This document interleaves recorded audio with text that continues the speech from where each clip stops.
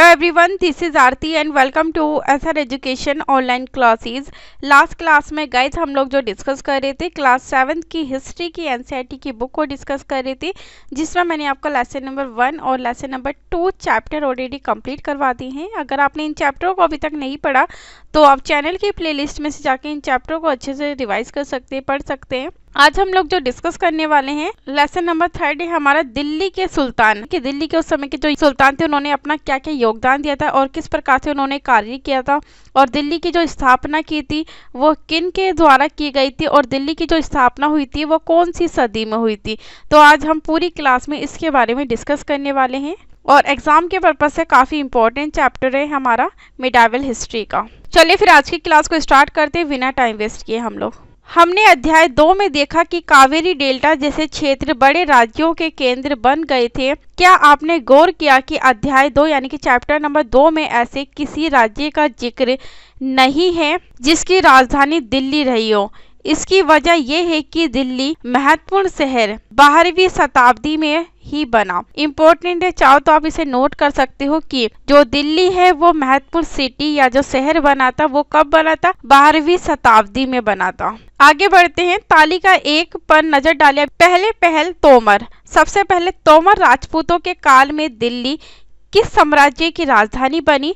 12वीं सदी के मध्य में तोमरों को अजमेर के चौहानों, जिन्हें चहामान, चौहानों को किस नाम से जाना जाता था? चहामान नाम से भी जाना जाता है, ने परास्त किया था। चौहानों ने तोमरों को हराया था। तोमरों और चौहानों के राज्यकाल में ही दिल्ली वाणिज्य का एक महत्वपूर्ण केंद्र बन गया।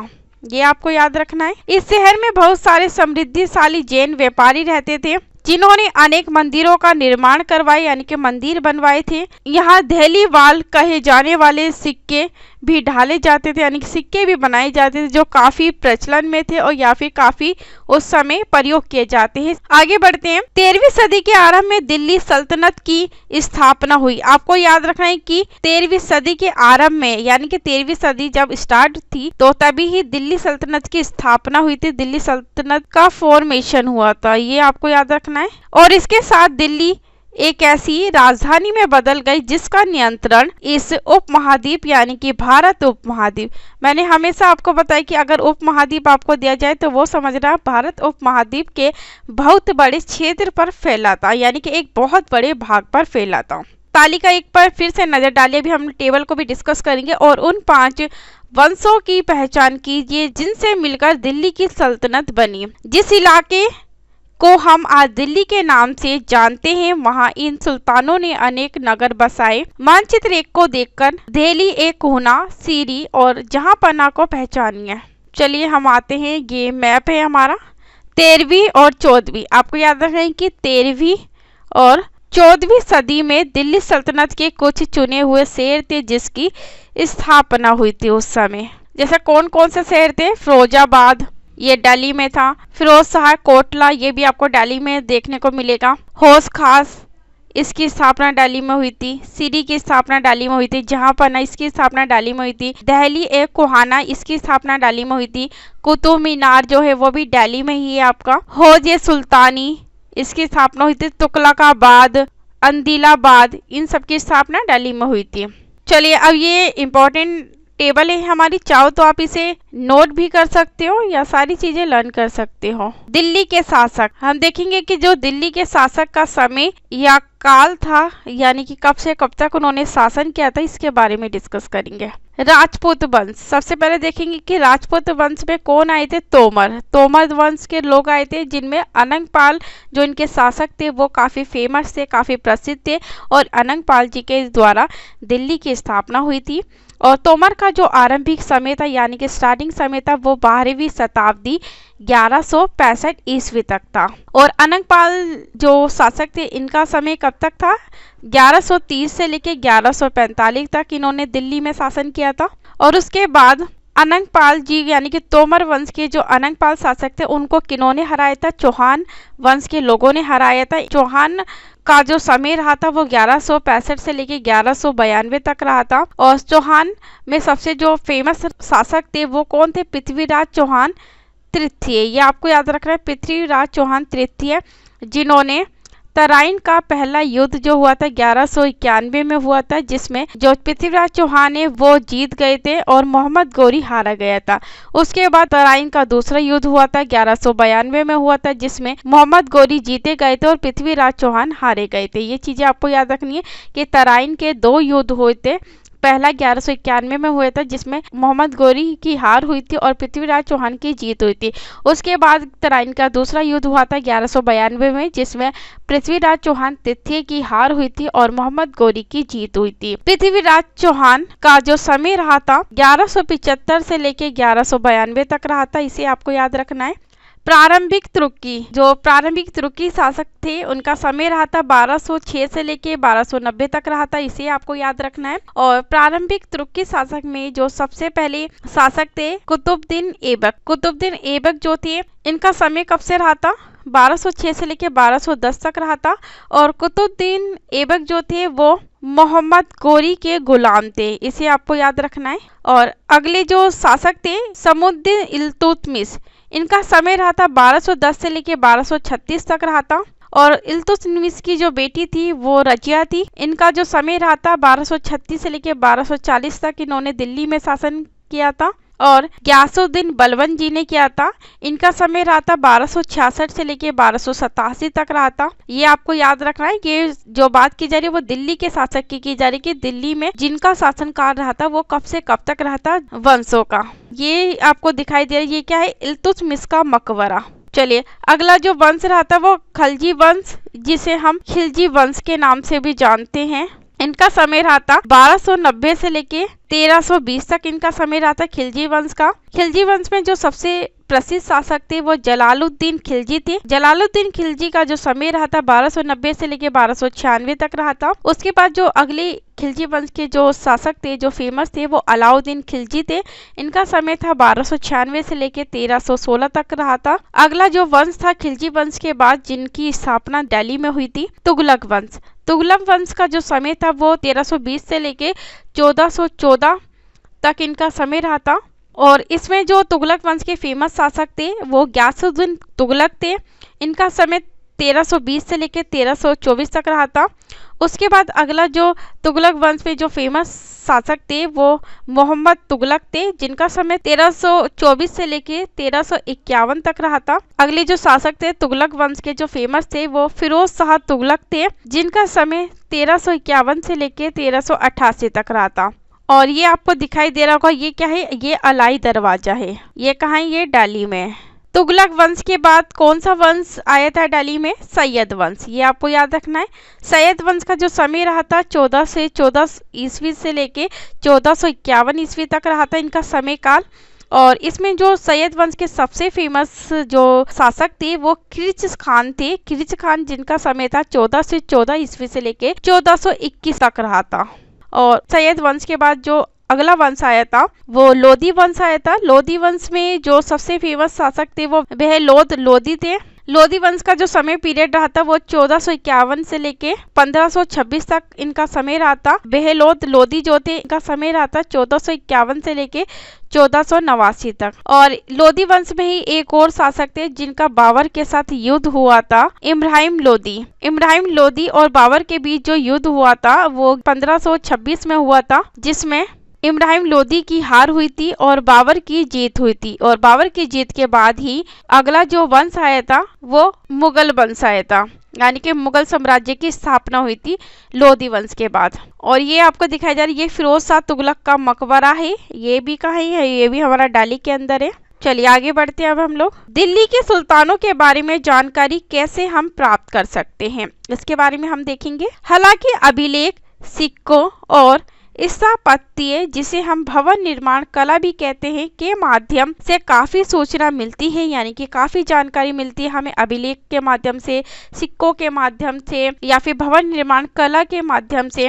मगर और भी महत्वपूर्ण वे इतिहास, तारीख यानी कि एक वचन, और तवारीख क्या होता है, ये बहुवचन में लिखा गया है जो सुल्तानों के शासनकाल यानी कि सुल्तानों के समय में प्रशासन की भाषा फारसी में लिखे गए थे। यानी कि जो सुल्तानों के जो शासन काल में जो भी प्रशासन यानी कि जो एडमिनिस्ट्रेशन होता है, जो भी उनका कार्य होता था, वो कैसी भाषा में लिखा गया था, वो फारसी भाषा में लिखा गया था। ये आपको याद रखना है कि जो प्रशासन की भाषा थी वो फारसी भाषा थी। चलिए आगे बढ़ते हैं। तवारीख के लेखक सचिव, प्रशासक, कवि और दरबारियों जैसे सुशिक्षित व्यक्ति होते थे जो घटनाओं का वर्णन भी करते थे, यानी कि सारी की सारी घटनाओं का वर्णन करते थे, विस्तार रूप से लिखते थे। और शासकों को प्रशासन संबंधी सलाह भी देते थे, यानी कि एडवाइस भी देते थे अपनी। वे न्याय संगत शासन के महत्व पर बल देते थे, यानी कि वो जो महत्व देते थे क्योंकि वो शिक्षित थे और वो हमेशा न्याय के ऊपर बल देते थे कि जो भी राजा के द्वारा जो कार्य किया जा रहा है वो हमेशा न्याय पूर्वक होना चाहिए या हमेशा न्याय संगत शासन होना चाहिए। चलिए आगे बढ़ते हैं। चित्र 1 इसे देखते हैं। पांडुलिपि को तैयार करने के 4 चरण, यानी कि इसे क्या दिखाया गया कि पांडुलिपि को हम तैयार करते हैं वो 4 स्टेप में हम लोग पांडुलिपि को तैयार करते हैं। पहली जो तैयार करने की विधि आती है या स्टेप आता है वो कागज तैयार करना। पहले हमें क्या करना होता है पांडुलिपि को तैयार करने के लिए, पहले हमें इस प्रकार से कागज तैयार करना होता है नंबर 1 पे, और उसके बाद लेखन कार्य। जब हमारा कागज तैयार हो जाता है तो हम क्या करते हैं, लिखना आरंभ करते हैं, यानी कि रिटर्न कार्य करते हैं कागज पर, जिस प्रकार से ये इमेज में आपको दिखाया जा रहा है। और लिखने के बाद यानी कि हमारा जब लेखन कार्य पूरा हो जाता है उसके बाद महत्वपूर्ण शब्दों और अनुच्छेदों की ओर ध्यान आकर्षित करने के लिए सोने को पिघलाकर उसका प्रयोग करते हैं। यानी कि 3rd नंबर पे हम क्या करते हैं, जो भी शब्द या फिर जो अनुच्छेद होते हैं, जो लिखा हुआ होता है, जो महत्वपूर्ण होता है, उसे हम हाईलाइट करने के लिए सोने को पिघलाकर उसका प्रयोग करते हैं, इस प्रकार से जो दिखाई गया आपको। और 4th नंबर पे जिल्द तैयार करना। 4th नंबर पे क्या तैयार किया जाता था, जिल्द तैयार किया जाता था। और ये पांडुलिपि को तैयार करने की जो 4 स्टेप के बारे में बताया गया है। चलिए आगे बढ़ते हैं हम लोग। न्याय चक्र। 13वीं सदी के इतिहासकार फक्र-ए-मुतवीवर ने लिखा था, राजा का काम सैनिकों के बिना नहीं चल सकता। इन्होंने कहा था कि जो राजा का काम है सैनिकों के बिना नहीं हो सकता। सैनिक वेतन के बिना नहीं जी सकते, और जो सैनिक थे अब भाई वो राजा का काम करे तो उन्हें क्या चाहिए, वेतन चाहिए, उन्हें सैलरी भी तो चाहिए अपना घर खर्च चलाने के लिए या अपना जीवन यापन करने के लिए, उन्हें वेतन की आवश्यकता होती थी। वेतन आता है किसानों से एकत्रित किए गए राजस्व से, और जो वेतन आता था वो कहाँ से आता था, किसानों को जो भी इकट्ठी राजस्व होता था, जो टैक्स होता था, उससे सैनिकों को वेतन दिया जाता था। मगर किसान भी राजस्व तभी चुका सकेंगे जब वे खुशहाल और प्रसन्न हो।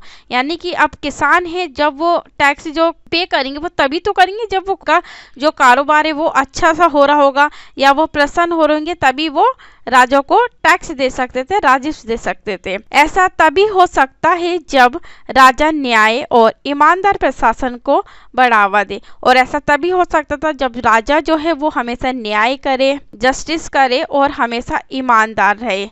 चलिए आगे बढ़ते हैं हम लोग। ये कुछ और बातें ध्यान में रखें। तवारीख के लेखक नगरों में विशेषकर दिल्ली में रहते थे, ये आपको याद रखना है। गांव में शायद ही कभी रहते थे, यानी कि तवारीख के जो भी लेखक होते थे, जो राइटर होते थे, वो किस नगर में रहते थे, वो दिल्ली में रहते थे और गांव में नहीं रहते थे, ये आपको याद रखना है। वे अक्सर अपने इतिहास सुल्तानों के लिए उनसे ढेर सारे इनाम इकराम पाने की आशा में लिखा करते थे, ताकि वो इसलिए सारी चीजें लिखते थे ताकि सुल्तानों के द्वारा उन्हें इनाम वगैरह दिया जाए।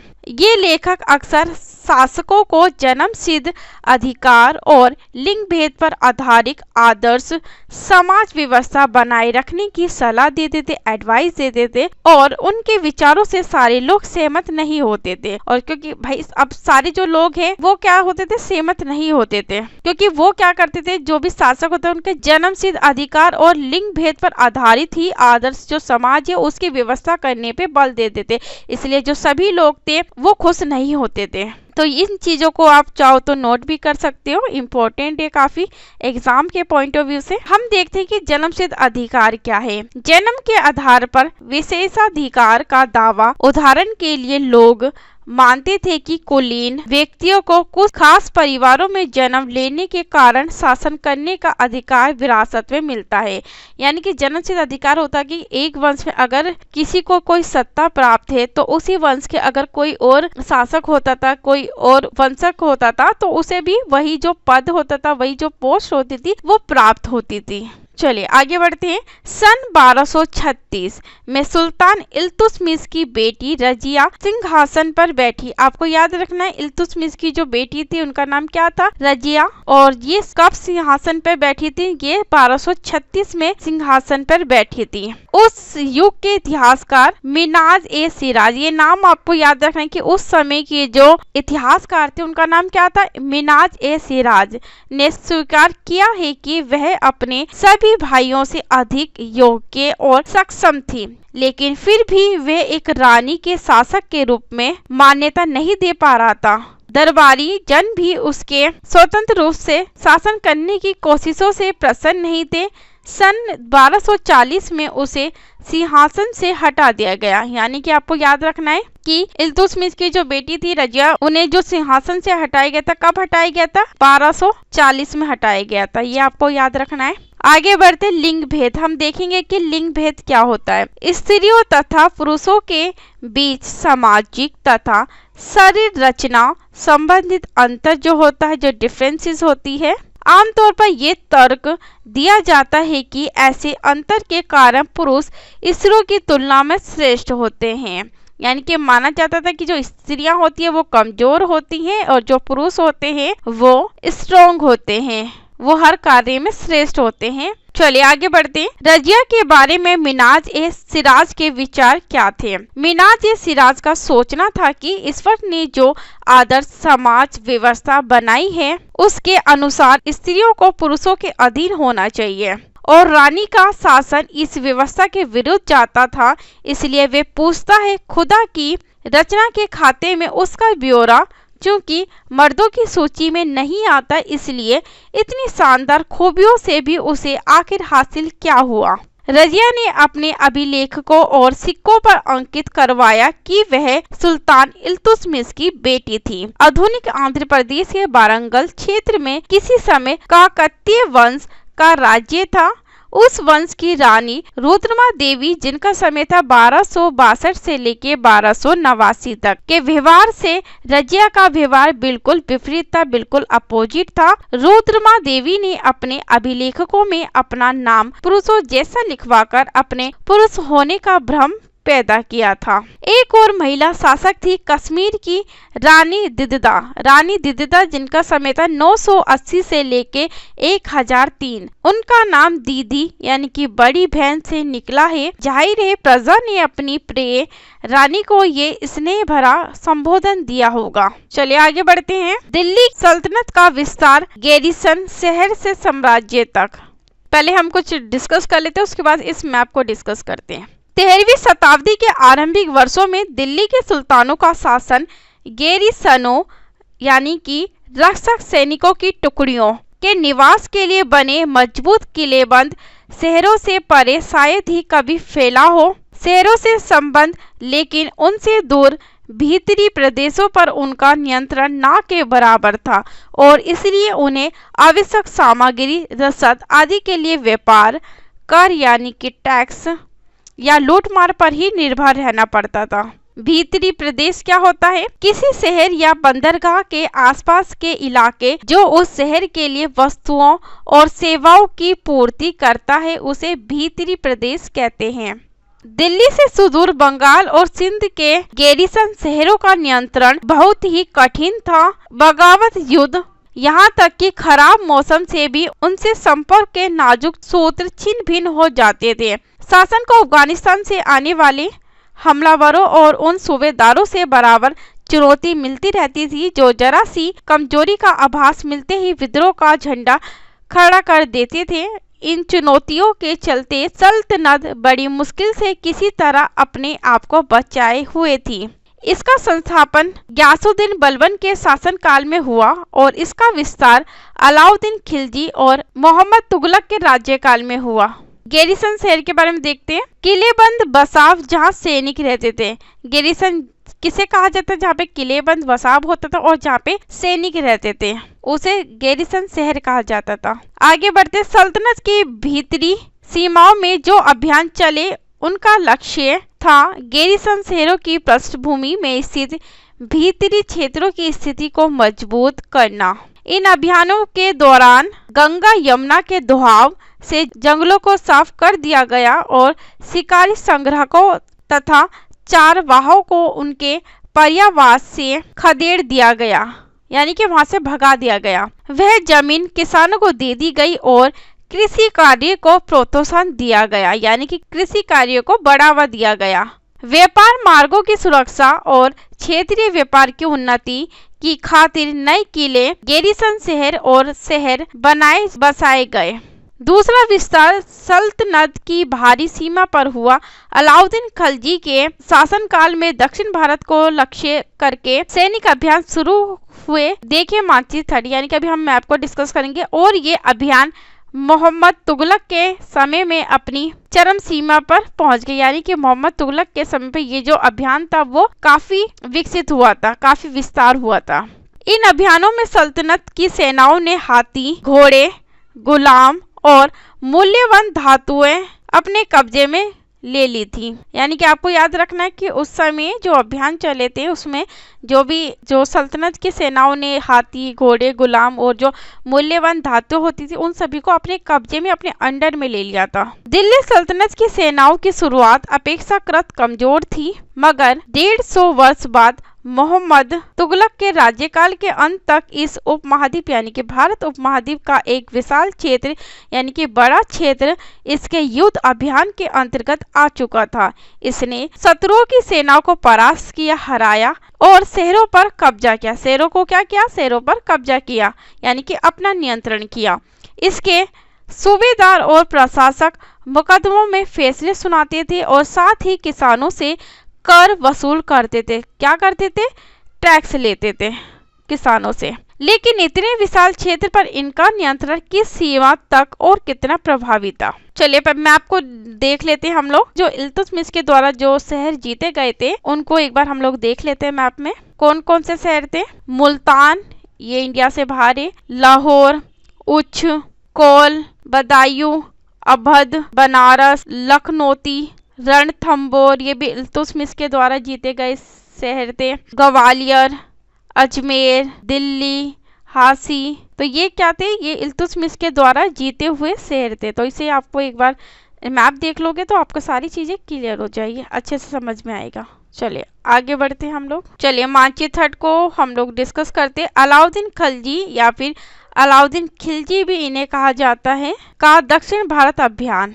ये क्या था? यहाँ से सैनिक अभियान था। तंजावुर, मदुरै, होयसल, द्वार समुद्र, देवगिरी से वारंगल तक पहुंचे थे 1311 में और देवगिरी से होयसल पहुंचे थे 1310 से लेके 1311 तक, ये आपको याद रखना है। दिल्ली से वारंगल तक पहुंचे थे 1302 से लेके 1303 तक और उसके बाद दिल्ली से रणथंबोर 1301 ईस्वी में पहुंचे थे और दिल्ली से चित्तौड़ जो पहुंचे थे वो 1303 ईस्वी में पहुंचे थे और दिल्ली से गुजरात पहुंचे थे 1299 में। सोमनाथ मंदिर जो है वो गुजरात में है, ये भी आपको याद रखना है। चलिए आगे बढ़ते हैं हम लोग। चित्र 2, 12वीं सदी के आखिरी दशक में बनी कुब्बत अल इस्लाम मस्जिद तथा उसकी मीनारें। ये जामा मस्जिद दिल्ली के सुल्तानों द्वारा बनाए गए सबसे पहले शहर में स्थित है। ये इम्पोर्टेंट है, आपको क्या याद रखना है इसमें से कि ये जो जामा मस्जिद है जो दिल्ली में बनाई गई थी वो सुल्तानों द्वारा बनाए गए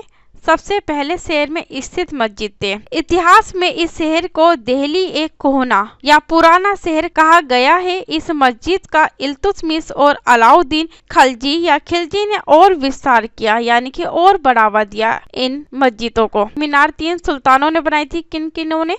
कुतुबुद्दीन ऐबक का नाम आपको याद रखना है, इल्तुतमिश का नाम आपको याद रखना है और फिरोज शाह तुगलक का नाम आपको याद रखना है। इन्होंने ही मीनार 3 बनाई थी। किन किन्हों ने?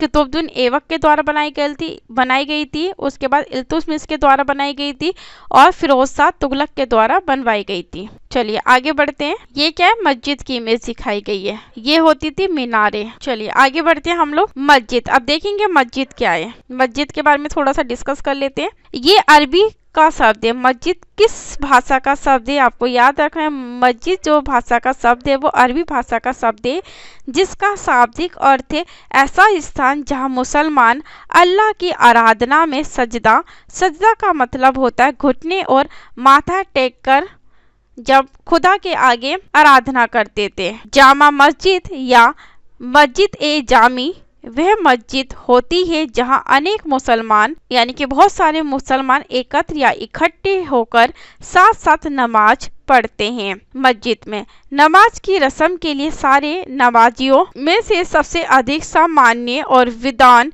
पुरुष को इमाम का मतलब होता है नेता, इसे आपको याद रखना है, के रूप में चुना जाता है। इमाम शुक्रवार की नमाज के दौरान धर्मोपदेश खुतबा भी देता है। यानी कि जो शुक्रवार को नमाज पढ़ी जाती थी सभी मस्जिदों में, जो इमाम होते थे, जो नेता होते थे, वो क्या करते थे, अपने धर्म का प्रचार करते थे। नमाज के दौरान मुसलमान मक्का की तरफ मुंह करके खड़े होते थे। आपको याद रखना है कि नमाज के दौरान जो मुसलमान होते थे वो मक्का की तरफ अपना जो मुंह है वो करके खड़े होते थे।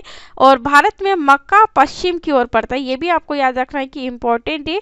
भारत में जो मक्का है वो कहाँ पड़ता है, पश्चिम की ओर पड़ता है। ये आपको याद रखना है। मक्का की ओर दिशा को किबला कहा जाता है। और मक्का की ओर दिशा जो होती है, जो डायरेक्शन होती है, उसे किस नाम से जाना जाता है, उसे किबला के नाम से जाना जाता है। चलिए चित्र 3 को हम लोग देख लेते। बेगमपुरी मस्जिद, ये कौन सी मस्जिद है हमारी, बेगमपुरी मस्जिद है ये हमारी। ये मोहम्मद तुगलक के राज्यकाल में दिल्ली में उसकी नई राजधानी जहांपना यानी कि विश्व की स्वर्ण स्थली की मुख्य मस्जिद के तौर पर बनाई गई थी। ये मस्जिद पे कहाँ बनाई गई थी, दिल्ली में बनाई गई थी। और किसके समय में बनाई गई थी, मोहम्मद तुगलक के समय में बनाई गई थी। और कहाँ बनाई गई थी, जहांपना, ये आपको याद रखना है। चलिए आगे बढ़ते हैं हम लोग। दिल्ली के सुल्तानों ने सारे उपमहाद्वीप यानी कि भारत उपमहाद्वीप के अनेक शहरों में मस्जिदें बनवाई। इससे उनके मुसलमान और इस्लाम के रक्षक होने के दावे को बल मिलता था यानी कि बढ़ावा मिलता था। समान आचार संहिता और आस्था का पालन करने वाले श्रद्धालुओं के परस्पर एक समुदाय से जुड़े होने का बोध उत्पन्न करने में भी मस्जिदें सहायक होती थी या मदद करती थी। एक समुदाय का अंग होने के बोध को प्रबल करना जरूरी था। का कहने का तात्पर्य कि अपने जो धर्म का प्रचार करना उनके लिए जरूरी था, क्योंकि मुसलमान अनेक भिन्न प्रकार के पृष्ठभूमियों से आते थे। उनका मानना था कि जो मुसलमान है वो अलग अलग पृष्ठभूमि से आते थे, इसलिए सभी को शामिल करना था। चलिए चित्र 4 अब हम देखते हैं। चित्र 4 मोट की मस्जिद। सिकंदर लोदी के शासनकाल में ये उसके मंत्री द्वारा बनवाई गई। ये कौन सी मस्जिद है हमारा, ये मोट की मस्जिद है। ये किन के काल में बनवाई गई थी, ये सिकंदर लोदी के काल में मोट की मस्जिद बनवाई गई थी। और किन के द्वारा बनवाई गई थी, ये सिकंदर लोदी के शासन काल में उनके जो मंत्री थे उनके द्वारा मोट की मस्जिद बनवाई गई थी। ये भी कहाँ है, हमारी दिल्ली में, ये भी आपको याद रखना है। आगे बढ़ते चित्र 5। ये कौन सी मस्जिद है, जमाली कमाली मस्जिद है। कब हुआ था, यानी कि 1520 के दशक के आखिरी दिनों में इस मस्जिद को निर्मित किया गया था। कब, 1520 के आखिरी समय में इस मस्जिद का निर्माण किया गया था। ये भी कहाँ है, ये भी दिल्ली में है। चलिए आगे बढ़ते हैं। खलजी या खिलजी और तुगलक वंश के अंतर्गत प्रशासन और समय का नजदीक से एक नजर। दिल्ली सल्तनत जैसे विशाल साम्राज्य यानी कि बड़ा साम्राज्य के समेकन के लिए विश्वसनीय सूबेदारों तथा प्रशासकों की जरूरत थी, आवश्यकता थी। दिल्ली के आरंभिक सुल्तान विशेषकर इल्तुतमिश, विशेषकर नाम आपको याद रखना है कि दिल्ली के आरंभिक सुल्तान में जो नाम फेमस था वो इल्तुतमिश का नाम फेमस था। सामंतों और जमींदारों के स्थान पर अपने विशेष गुलामों को सूबेदार नियुक्त करना कौन पसंद करते थे, वो इल्तुतमिश पसंद करते थे। इन गुलामों को फारसी में बदंगा कहा जाता है तथा इन्हें सैनिक सेवा के लिए खरीदा जाता है। इन्हें किसके लिए खरीदा जाता है, इंपॉर्टेंट है, चाहो तो आप साथ साथ नोट भी कर सकते हो। इन्हें सैनिक सेवा के लिए खरीदा जाता था। उन्हें राज्य के कुछ बहुत ही महत्वपूर्ण राजनीतिक पदों पर काम करने के लिए बड़ी सावधानी से प्रशिक्षित या ट्रेनिंग भी दी जाती थी या किया जाता था, वे चूंकि पूरी तरह अपने मालिक पर निर्भर होते थे। वो किस पे निर्भर होते थे? जो सैनिक, वो अपने मालिक पर निर्भर होते थे। ये चीजें भी आपको याद रखनी है, इम्पोर्टेंट है हमारे एग्जाम के पॉइंट ऑफ व्यू से। इसलिए सुल्तान भी विश्वास करके उन पर निर्भर हो सकते थे। और जो राजा या जो शासक होते थे वो किस पे डिपेंड होते थे? वो अपने सैनिक के ऊपर डिपेंड होते थे। और सैनिक किस पे डिपेंड होते थे?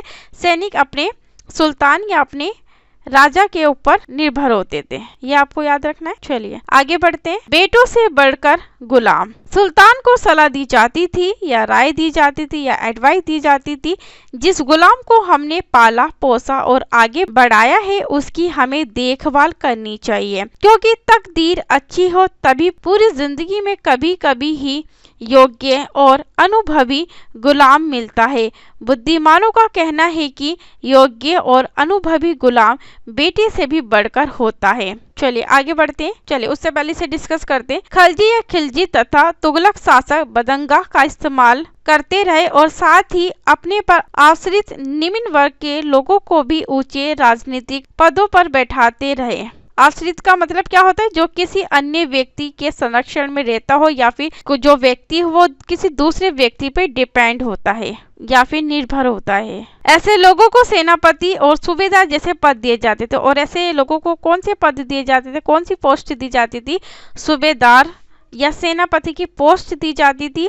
लेकिन इससे राजनीतिक अस्थिरता भी पैदा होने लगी। आगे बढ़ते। गुलाम और आश्रित अपने मालिकों और संरक्षकों के प्रति तो वफादार रहते थे, मगर उनके उत्तराधिकारी के प्रति नहीं। नए सुल्तानों के अपने नौकर होते थे। फलस्वरूप किसी नए शासक के सिंहासन पर बैठते ही प्राय नए और पुराने सरदारों के बीच टकराहट शुरू हो जाती थी, यानी कि आपस में मतभेद होने शुरू हो जाते थे। सुल्तानों द्वारा निचले तबके के लोगों को संरक्षण दिए जाने के कारण उच्च वर्ग के कई लोगों को घेरा धक्का भी लगता था। और फारसी तवारीख के लेखकों ने निचले खानदान के लोगों को ऊंचे पदों पर बैठाने के लिए दिल्ली के सुल्तानों की आलोचना भी की थी कि जो निचले खानदान के लोग हैं वो ऊंचे पदों पर नहीं बैठ सकते। तो इसमें आपस में आलोचनाएं थी, यानी कि एक दूसरे को क्रिटिसाइज किया गया था। चलिए आगे बढ़ते हैं। सुल्तान मोहम्मद तुगलक के अधिकारी जन के बारे में डिस्कस करते हैं। सुल्तान मोहम्मद तुगलक ने अजीज खुमार नामक कलाल यानी कि शराब बनाने और बेचने वाला, फिरोज हज्जाम नामक नाई, मनका तवाक नामक बावर्ची और लड़ढा तथा पीरा नामक मालियों को ऊंचे प्रशासनिक पदों पर बैठाया था। 14वीं शताब्दी के मध्य के इतिहासकार, इनका नाम आपको याद रखना है, इनका नाम जियाउद्दीन बरनी। ये कब के इतिहासकार है? ये 14वीं शताब्दी के इतिहासकार जियाउद्दीन बरनी ने इन नियुक्तियों का उल्लेख सुल्तान के राजनीतिक विवेक के नाश और शासन करने की असमता के उदाहरणों के रूप में किया है। चलिए आगे बढ़ते हैं। पहले वाले सुल्तानों की ही तरह खलजी यानी कि खिलजी और तुगलक शासकों ने भी सेना नायकों को भिन्न भिन्न यानी कि अलग अलग आकार के इलाकों के सूबेदार के रूप में नियुक्त किया था। ये इलाके इक्ता कहलाते थे। ये इलाके क्या कहलाते थे? इक्ता कहलाते थे। और ये इन्हें संभालने वाले अधिकारी यानी इक्तादार या मुक्ति कहे जाते थे। इन इलाकों को संभालने वाले लोगों को क्या कहा जाता था? आपको याद रखना इंपॉर्टेंट है।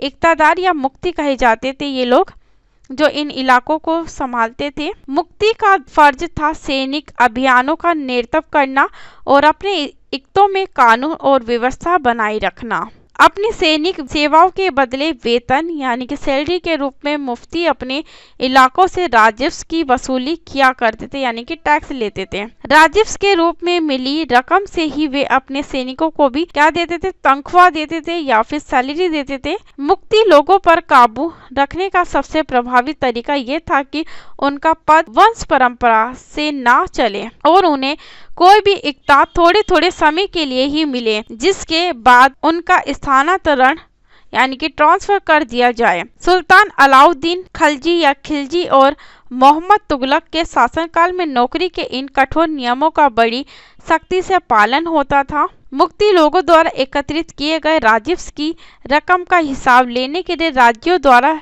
लेखा अधिकारी को भी नियुक्त किया जाता था, ताकि ये जो सारा हिसाब है वो जो अधिकारी वो सारी जानकारी अपने पास रखे। इसलिए लेखा अधिकारियों की नियुक्ति की जाती थी। इस बात का ध्यान रखा जाता था कि मुक्ति द्वारा निर्धारित कर यानी कि टैक्स ही वसूले और तय संख्या के अनुसार सैनिक रखे। यानी कि जो मुक्ति होते थे वो राज्यों द्वारा ही निर्धारित जो टैक्स होते थे उसकी वसूली करे, और जो संख्या तय होती थी उस संख्या के अंदर ही उन्हें सैनिक रखने होते थे। आगे बढ़ते हैं। जब दिल्ली के सुल्तान शहरों से दूर आंतरिक इलाकों को भी अपने अधिकार में ले आए तो उन्होंने भूमि के स्वामी, सामंतों और अमीर जमींदारों को भी अपनी सत्ता के आगे झुकने को बाध्य कर दिया। अलाउद्दीन खिलजी के शासनकाल में भू राजस्व के निर्धारण और वसूली के कार्य को राज्य अपने नियंत्रण में ले आया। स्थानीय सामंतों से कर यानी कि टैक्स लगाने का अधिकार छीन लिया गया, बल्कि स्वयं उन्हें भी कर चुकाने को बाध्य किया गया। ये भी आपको याद रखना है कि उस समय जो सामंत होते थे उन्हें जो टैक्स लेने का जो अधिकार था उसे छीन लिया गया था, बल्कि जो सामंत होते थे उन्हें भी टैक्स पे करना होता था।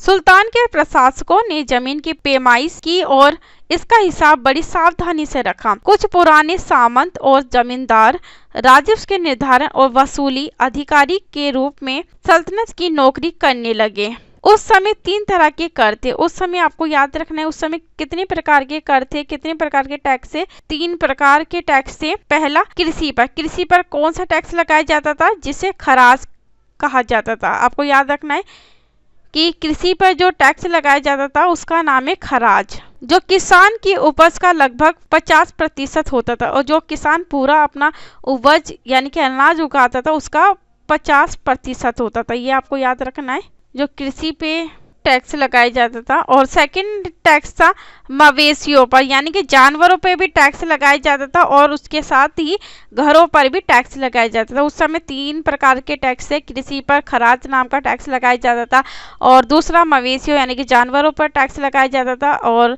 तीसरा यानी कि घरों पर टैक्स लगाया जाता था। ये चीजें आपको याद रखनी है। चलिए आगे बढ़ते हैं। ये याद रखना जरूरी है कि इस उपमहाद्वीप यानी कि भारत उपमहाद्वीप का काफी बड़ा हिस्सा दिल्ली के सुल्तानों के अधिकार से बाहर ही था।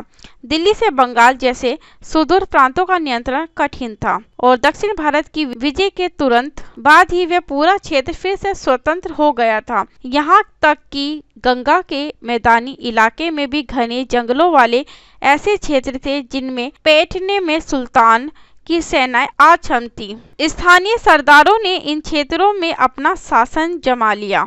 अलाउद्दीन खिलजी यानी कि अलाउद्दीन खिलजी और मोहम्मद तुगलक इन इलाकों पर जोर जबरदस्ती अपना अधिकार जमा तो लेते थे, पर वह अधिकार कुछ ही समय तक रह पाता था। यानी कि वो जोर जबरदस्ती करके उस क्षेत्रों पर अपना अधिकार तो जमा लेते थे, मगर जो अधिकार उनका होता था वो कुछ समय के लिए ही होता था। आगे बढ़ते हैं। सरदार और उनकी किलेबंदी के बारे में चला डिस्कस कर लेते हैं हम लोग साथ साथ। अफ्रीकी देश मोरक्को से 14वीं सदी में भारत आए यात्री इब्न बतूता कहाँ के हैं? ये अफ्रीकी देश के। अफ्रीकी देश में भी कहाँ से?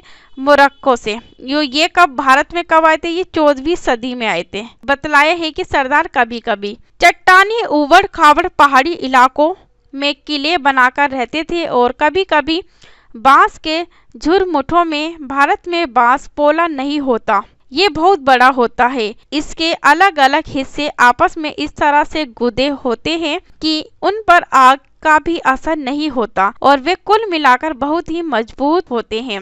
सरदार इन जंगलों में रहते हैं जो इनके लिए किले की प्राचीर का काम देते हैं। इस दीवार के घेरे में ही उनके मवेशी और फसल रहते हैं। अंदर ही पानी भी उपलब्ध रहता था, यानी कि पानी भी अंदर ही रहता था, अर्थात वे एकत्रित हुआ वर्षा का जल जो पानी होता था वो कैसा होता था? ये जो भी वर्षा का पानी इकट्ठा होता था उसका प्रयोग करते थे। इसलिए उन्हें प्रबल बलशाली सेनाओं के बिना हराया नहीं जा सकता। ये सेनाएं जंगल में घुसकर खास तौर से तैयार किए गए औजारों से बांसों को काट डालते हैं। चलिए आगे बढ़ते। चंगेज खां के नेतृत्व में मंगोलों ने 1219 में उत्तर पूर्वी ईरान में ट्रांसऑक्सियाना यानी कि आधुनिक उज्बेकिस्तान पर हमला किया, और इसके शीघ्र बाद ही दिल्ली सल्तनत को उनका धावा झेलना पड़ा। उसके बाद इन्होंने किस पे हमला बोला? उसके बाद दिल्ली सल्तनत में चंगेज खां ने अपना हमला बोला था या धावा डाला था। अलाउद्दीन खिलजी और मोहम्मद तुगलक के शासन कालों के आरंभ में दिल्ली पर मंगोलों के धावे बढ़ गए।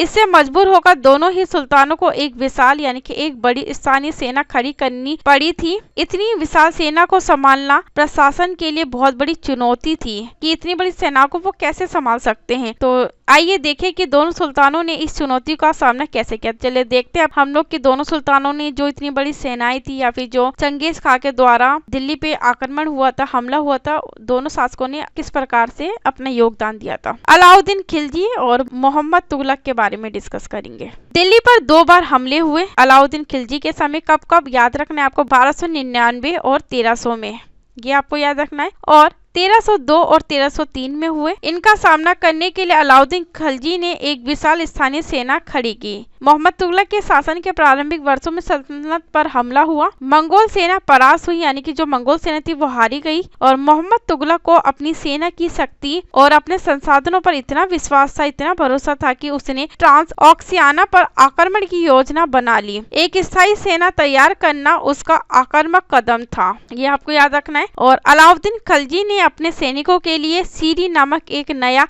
गैरीसन शहर बनाया। तो ये आपको याद रखें कि गैरीसन शहर जो है वो अलाउद्दीन खिलजी के द्वारा बनाया गया था। नया गैरीसन शहर बनाने के स्थान पर दिल्ली के 4 शहरों में से सबसे पुराने शहर दिल्ली एक कोना को निवासियों से खाली करवा कर वहां सैनिक छावनी बना दी गई। पुराने शहर के निवासियों को दक्षिण में बनी नई राजधानी यानी कि दौलताबाद भेज दिया गया। ये आपको याद रखना है। सैनिकों के पेट भरने की समस्या को गंगा यमुना के बीच की भूमि से कर यानी कि टैक्स के रूप में खेती के पैदावार इकट्ठी करके हल किया गया। किसानों की पैदावार का 50% हिस्सा कर के तौर पर तय कर दिया गया था। किसके समय में? अलाउद्दीन खिलजी के समय में। और मोहम्मद तुगलक के समय में सेना को खिलाने के लिए उसी इलाके से खाद्यान्न इकट्ठा किया गया, लेकिन सैनिकों की विशाल संख्या की जरूरतें पूरी करने के लिए सुल्तान ने अतिरिक्त यानी कि उससे और भी ज्यादा जो टैक्स था वो लगाना शुरू कर दिया। इसी दौरान उस क्षेत्र में बहुत ज्यादा अकाल भी पड़ गया।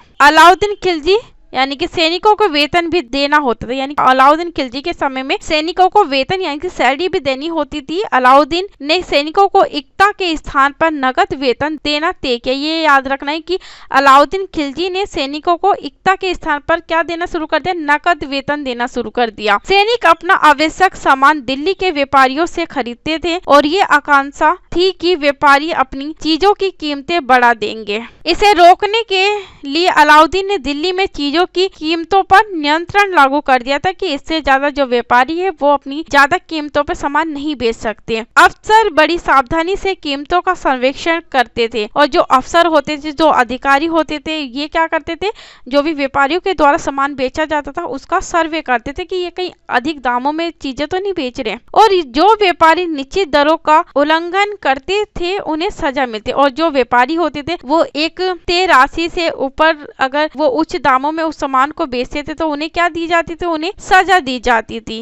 मोहम्मद तुगलक के समय में क्या हुआ था? मोहम्मद तुगलक भी अपने सैनिकों को नगद वेतन देता था, लेकिन कीमतों पर नियंत्रण करने की जगह उसने कुछ आज की कागजी मुद्रा की तरह यानी कि टोकन, जिसे सांकेतिक मुद्रा चलाई। ये सिक्के धातु के बने होते थे। इसने क्या चला? इन्हें धातु के सिक्के चलाए थे। ये सिक्के कैसे बने होते थे? ये सिक्के धातु के बने होते थे, लेकिन सोने चांदी के ना होकर सस्ती धातु के थे। और जो सिक्के थे वो सोने चांदी के नहीं थे, ये कैसे थे? ये सस्ती धातु के थे। 14वीं सदी के लोगों को इस मुद्रा पर भरोसा नहीं था। वे बड़े चतुर थे। अपने सोने चांदी के सिक्के वे बचाकर रख लेते थे और अपने तमाम कर इस टोकन मुद्रा से ही चुकाते थे। यानी कि जो अपने सोने चांदी के जो सिक्के थे उसे बचा कर रख लेते थे और जो भी पे करना होता था वो टोकन मुद्रा के द्वारा ही चुकाते थे या पे करते थे।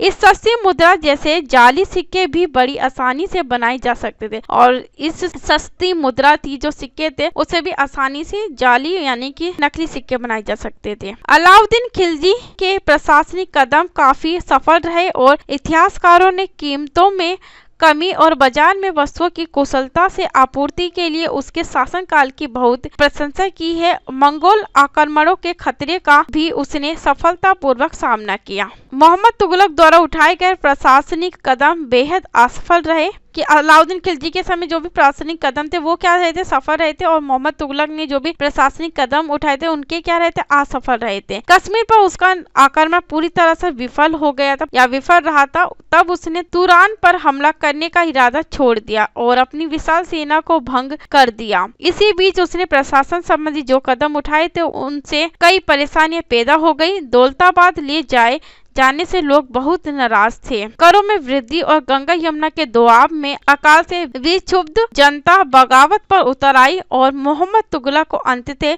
टोकन मुद्रा भी वापस लेनी पड़ी। तो इसलिए जो मोहम्मद तुगलक थे उनकी जो प्रशासनिक जो व्यवस्था थी वो कैसी रही थी, असफल रही थी, और वहीं अलाउद्दीन खिलजी की जो प्रशासनिक व्यवस्था थी वो काफी सफल रही थी। तो ये चीजें आपको याद रखनी है। चलिए आगे बढ़ते हैं। इन तमाम असफलताओं की गिनती करने में हम कभी कभी भूल जाते हैं कि सल्तनत के इतिहास में पहली बार दिल्ली के किसी सुल्तान ने मंगोल इलाके को फतह करने के अभियान की योजना यानी कि प्लानिंग बनाई थी। जहां अलाउद्दीन खिलजी या अलाउद्दीन खिलजी का बल प्रतिरक्षा पर था, वहां मोहम्मद तुगलक के द्वारा उठाए गए कदम मंगोलों के विरुद्ध सैनिक आक्रमण की योजना का हिस्सा थे। आगे बढ़ते हैं। 15वीं तथा 16वीं शताब्दी में सल्तनत। तालिका 1 यानी कि टेबल नंबर 1 को फिर से देखें।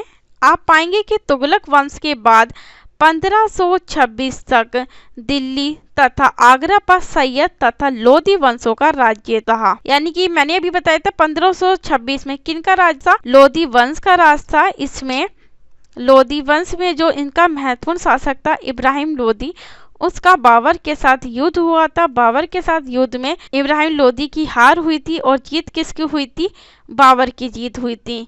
और उसके बाद ही मुगल वंश की स्थापना हुई थी और इब्राहिम लोधी बाबर के हाथों मारा गया था। ये भी आपको याद रखना है। तब तक जौनपुर, बंगाल, मालवा, गुजरात, राजस्थान तथा पूरे दक्षिण भारत में स्वतंत्र शासक उठ खड़े हुए थे। उनकी राजधानियां समृद्ध थी, यानी कि जो उनकी राजधानी बहुत ज्यादा ही विस्तार था या बहुत ज्यादा ही विकसित हुई थी और राज्य फल फूल रहे थे। इसी काल में अफगान तथा राजपूतों जैसे नए शासक समूह में भी उभरे। आगे बढ़ते हैं। इस काल में स्थापित राज्यों में से कुछ छोटे तो थे पर शक्तिशाली थे और उनका शासन बहुत ही कुशल तथा सुव्यवस्थित तरीके से चल रहा था। शेरशाह सूर, नाम याद रखना है आपको, शेरशाह सूर, जिनका समय था 1540 से लेके 1545 तक रहा था, ने बिहार में अपने चाचा के एक छोटे से इलाके के प्रबंधक के रूप में काम शुरू किया था और आगे चलकर उसने इतनी उन्नति की कि मुगल सम्राट हुमायूं, जिनका समय था 1530 से 1540, उसके बाद दोबारा 1555 से लेके 1556 का दूसरा समय था और पहला 1530 से लेके 1540 तक को चुनौती दी और परास्त किया। यानी कि शेरशाह सूरी ने किसको परास्त किया था, हुमायूं को परास्त किया था। शेरशाह ने दिल्ली पर अधिकार करके स्वयं अपना राजवंश स्थापित किया था। शेरशाह ने दिल्ली पर अपना अधिकार किया था और अपना जो राजवंश था वो दिल्ली में स्थापित किया था।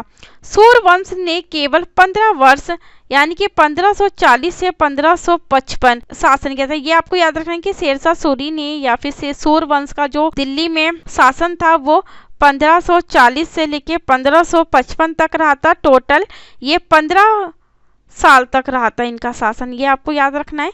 लेकिन इसके प्रशासन ने अलाउद्दीन खिलजी या अलाउद्दीन खिलजी वाले कई तरीकों को अपनाकर उन्हें और भी चुस्त बना लिया। यानी कि इन्होंने जो सारी नीति अपनाई थी वो अलाउद्दीन खिलजी की अपनाई थी। महान सम्राट अकबर 1556 से 1605, ये आपको याद रखना है। मुगलों में जो महान सम्राट थे कौन थे, अकबर, जिनका समय था 1556 से लेकर 1605, ने जब मुगल साम्राज्य को समेकित किया तो उसने अपने प्रतिमान के रूप में शेरशाह की प्रशासन व्यवस्था को ही अपनाया था।